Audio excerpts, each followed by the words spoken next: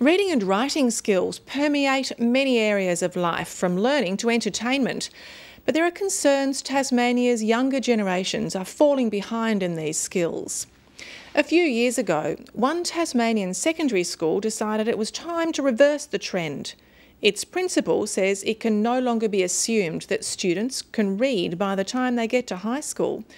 But he's found their new approach is having dramatic results, improving literacy standards and boosting student confidence. Kylie Rowlands reports.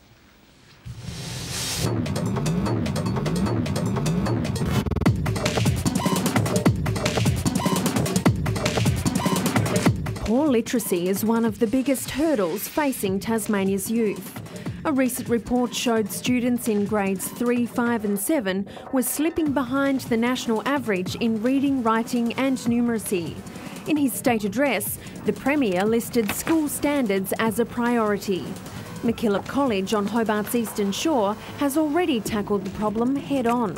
We have been looking at the literacy levels of students coming into the school for a number of years. We've noticed that one of our big problems is there's a very broad range of abilities come into our classes. So we have students who struggle significantly with literacy skills and students who are really flying ahead. Right-hand side of her with the paper. On mine it had lines, but on Jack's it didn't. Grade 8 student Luke Jolly was one of those struggling students. I'd pick up a book and I could start reading it, and then I'd get all confused and, this word's too hard, so I just put the book down and didn't do it. Students with reading difficulties can often get away with sight reading, but only for so long. Once they reach grade 3 or 4, they begin to slip behind. Coming into secondary school, it is a big problem if you've got reading difficulties, particularly reading comprehension difficulties, literacy difficulties in general, because the curriculum starts to fracture into its various components in a secondary school. It means that students have less time with a particular teacher, and it means that as the curriculum becomes more complex, if you've got reading difficulties, that curriculum starts to accelerate away from you. And reading literacy, reading comprehension literacy affects every single subject in the curriculum. So if you do struggle with reading, you'll struggle with reading in home ec, in design in wood, as well as in English and science and maths. Some students were entering the secondary college with lower primary school literacy levels. Mackillop's staff began looking for a solution. Initially unable to find a whole-school, research-based and objectively measurable program, the school designed its own.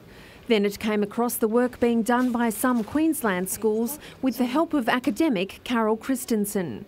We spent about a year looking at those programs, evaluating them, looking at the research and looking at the results, and then we decided to make the change here at Mackillop. We needed to train all our teachers. We needed to buy all the resources, and most importantly, although it seems like the simplest thing to do, is to alter the structure of the secondary school day to bring literacy in as pretty much a standalone subject. So you might decide in your group that person A is going to be the talker and person B is going to be the listener.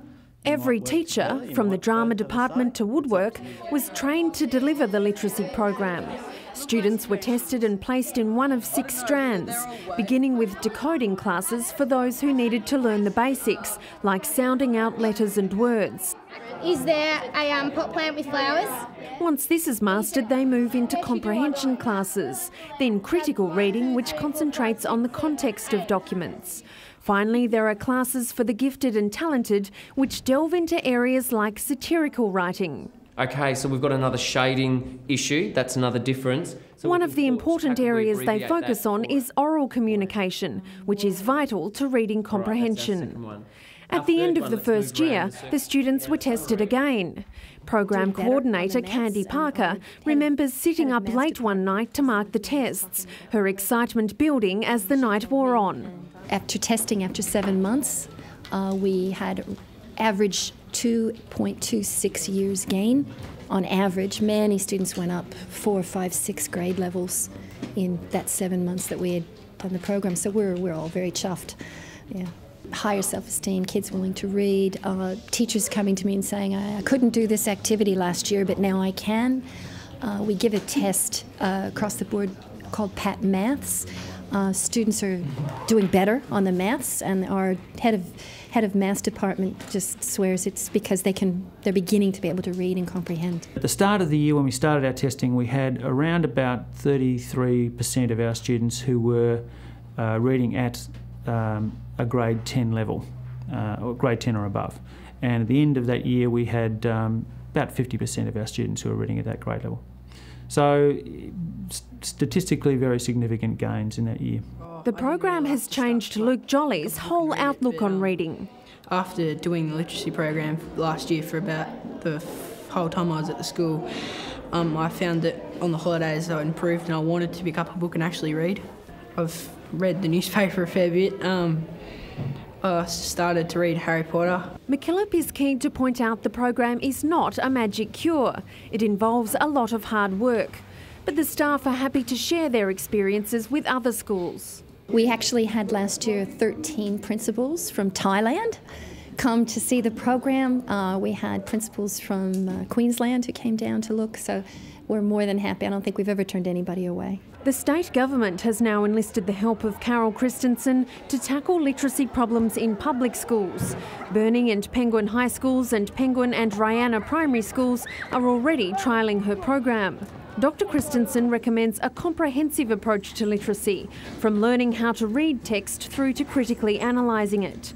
She lays some of the blame for literacy problems on a teaching approach called whole language, which teaches students to read whole words instead of breaking them down into smaller sounds.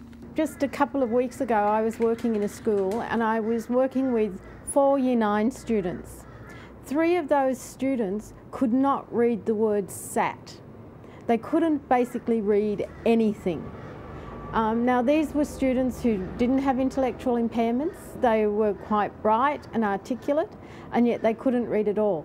So we do find that an alarming number of students across Australia, not just in Tasmania, but it's in all the states, an unforgivably large number of students simply cannot read. But when we sit down and we work with them, we show that we can teach these students to read. It's really an unforgivable scandal to my mind. And that's Stateline for this week. We had promised to bring